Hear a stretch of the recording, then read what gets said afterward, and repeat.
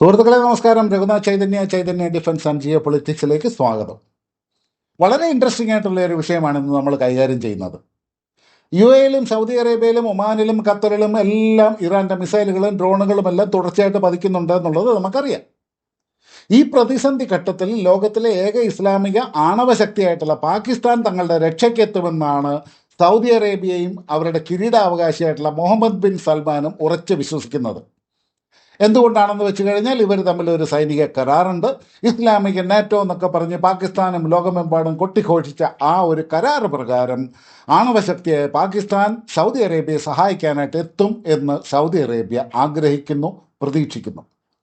എന്നാൽ സൗദി അറേബ്യയും ലോകത്തെയും ഞെട്ടിച്ചുകൊണ്ട് സൈന്യത്തെ അയക്കുന്നതിന് പകരമായിട്ട് പാകിസ്ഥാൻ വെച്ച് നീട്ടിയത് ഒരു $10 ബില്യൺ മുകളിൽ വരുന്ന ഒരു റേറ്റ് കാർഡാണ്. അതായത് ഞങ്ങൾ സൈനിക സഹായം തരുന്നതിന് പകരമായിട്ട് ഞങ്ങൾക്ക് പണമായിട്ട് എന്തൊക്കെ വേണമെന്നുള്ളതിൻ്റെ വലിയൊരു ലിസ്റ്റ്. സഹോദര രാജ്യം എന്ന് ലോകമെമ്പാടും പാടി നടന്ന പാകിസ്ഥാന് സൗദിയുടെ ഏറ്റവും വലിയ ദൗർബല്യ സമയത്ത്, ക്രൈസിസിൻ്റെ സമയത്ത് അവരെ സാമ്പത്തികമായിട്ട് ചൂഷണം ചെയ്യാനാണ് ശ്രമിക്കുന്നത്. ഇതുകൊണ്ടാണ് നമ്മളെല്ലാം നേരത്തെ മുതലേ പറയുന്നത് പാകിസ്ഥാൻ ചതിക്കും, പിന്നിൽ നിന്ന് കുത്തുമെന്ന്. പാകിസ്ഥാന്റെ ഈ വിലപേശലിന്റെ പിന്നിലെ പ്രധാനപ്പെട്ട ഒരു കാരണം അവരുടെ നിലവിലെ സാമ്പത്തിക തകർച്ചയാണ്. ഒരു രാജ്യത്തിന് അഴിമതി കാരണം എത്രത്തോളം താഴോട്ട് പോകാമോ അതിൻ്റെ ഏറ്റവും വലിയ ഉദാഹരണമാണ് ഇന്നത്തെ പാകിസ്ഥാൻ. പാകിസ്ഥാന്റെ നിലവിലെ സാമ്പത്തിക അവസ്ഥയുടെ ചില ഞെട്ടിക്കുന്ന കണക്കുകൾ കൂടെ നമുക്ക് ആദ്യം ഒന്ന് കണ്ടിട്ട് പോകാം.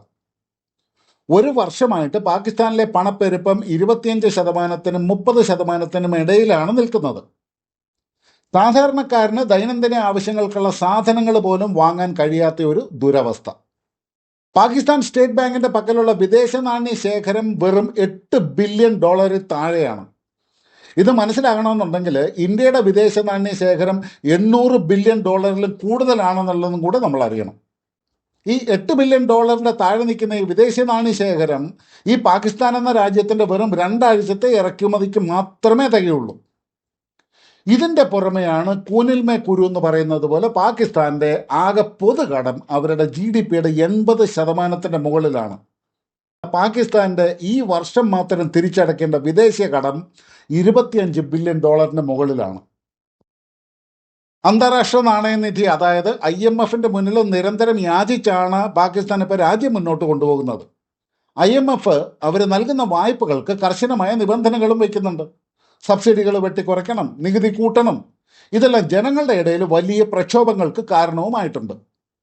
ഈ ഒരു സാഹചര്യത്തിലാണ് സൗദി അറേബ്യയുടെ പ്രതിസന്ധിയെ പാകിസ്ഥാൻ ഒരു സുവർണാവസരമായിട്ട് കാണുന്നത്. സൗദിക്ക് സൈനിക സഹായം നൽകുന്നതിന് പകരം അതിനെ ഒരു കച്ചവടമാക്കി മാറ്റി തങ്ങളുടെ സാമ്പത്തിക തകർച്ചയിൽ നിന്ന് കരകയറാനാണ് പാകിസ്ഥാൻ ആർമി ചീഫ് അസിം മുനീറും അവിടുത്തെ ഭരണകൂടവും ശ്രമിക്കുന്നത്.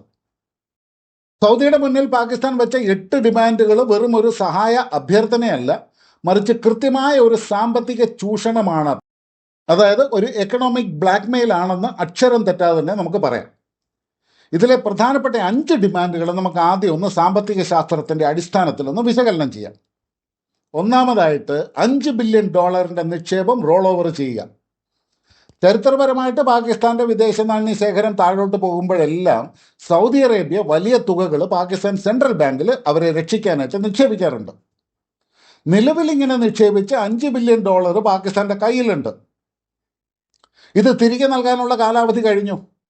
എന്നാൽ ഇപ്പോൾ പാകിസ്ഥാൻ ആവശ്യപ്പെടുന്നത് ഈ $5 ബില്യൺ വളരെ കുറഞ്ഞ പലിശ നിരക്കിൽ, ഫേവറബിൾ ടേംസിൽ അടുത്ത 10 വർഷത്തേക്ക് കൂടി പാകിസ്ഥാനിൽ തന്നെ നിലനിർത്തണമെന്നാണ്.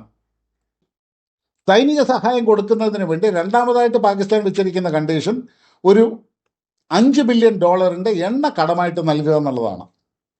നിലവിൽ സൗദി അറേബ്യ പാകിസ്ഥാന് $1.2 ബില്യൺ എണ്ണയാണ് ഒരു വർഷത്തെ കടമായിട്ട് നൽകുന്നത്.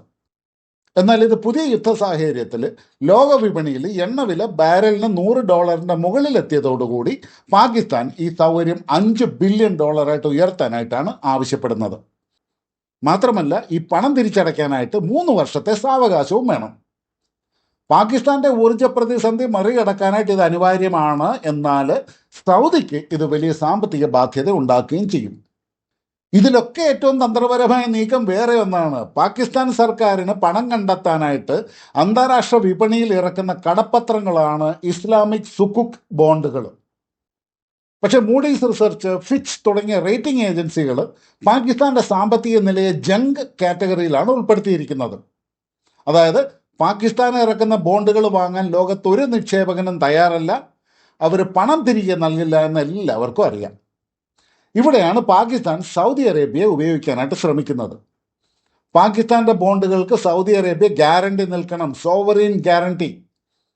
പാകിസ്ഥാൻ വീഴ്ച വരുത്തിയാൽ സൗദി അറേബ്യ പണം നൽകുമെന്ന ഉറപ്പുണ്ടെങ്കിൽ മാത്രമേ നിക്ഷേപകർ ഇതിൽ പണം മുടക്കുള്ളൂ.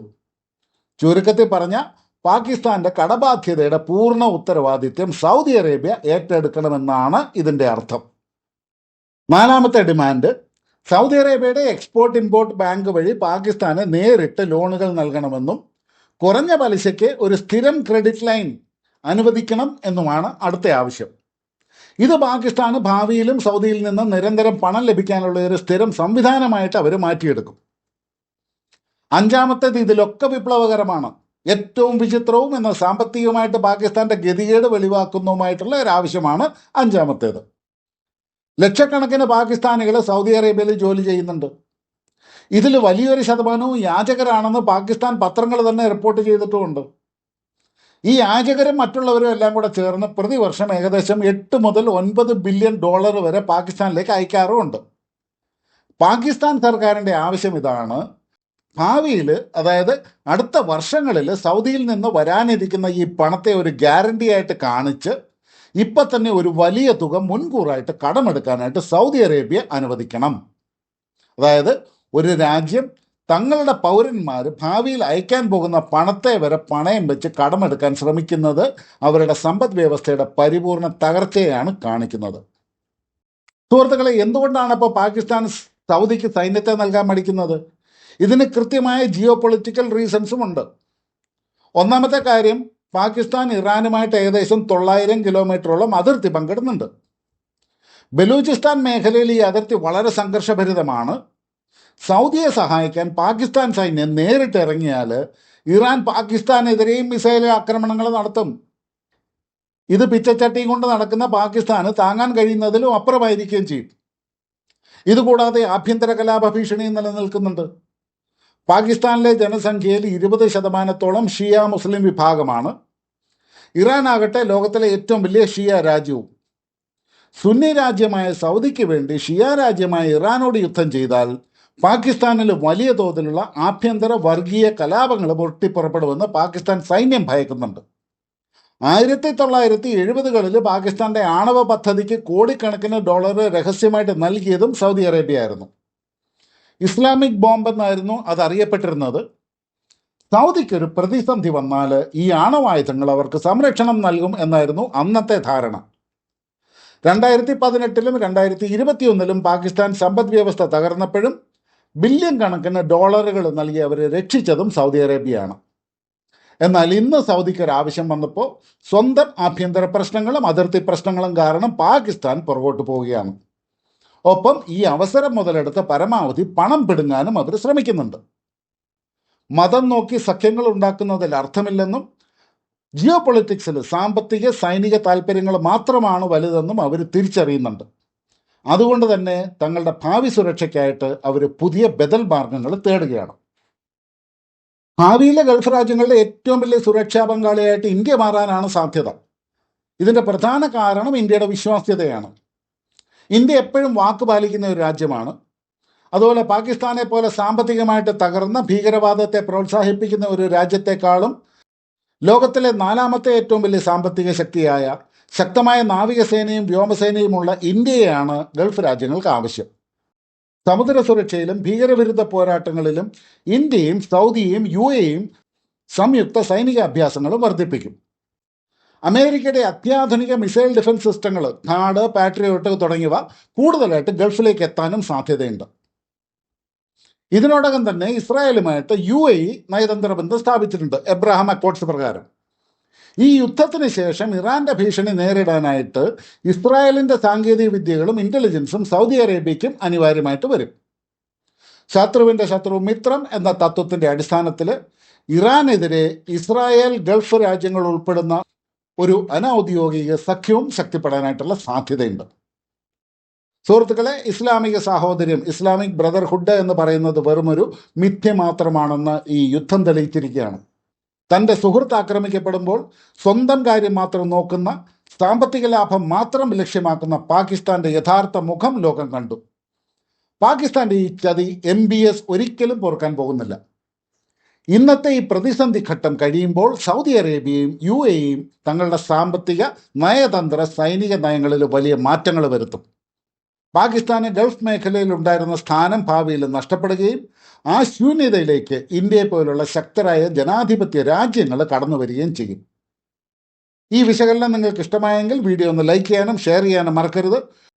കൂടുതൽ പ്രതിരോധ ജിയോ പൊളിറ്റിക്കൽ വിശകലനങ്ങളുമായിട്ട് അടുത്ത വീഡിയോയിൽ നമുക്ക് കാണാം. അതുവരെ എല്ലാവർക്കും നന്ദി, നമസ്കാരം. ജയ് ഹിന്ദ്, ഭാരത് മാതാ കി ജയ്.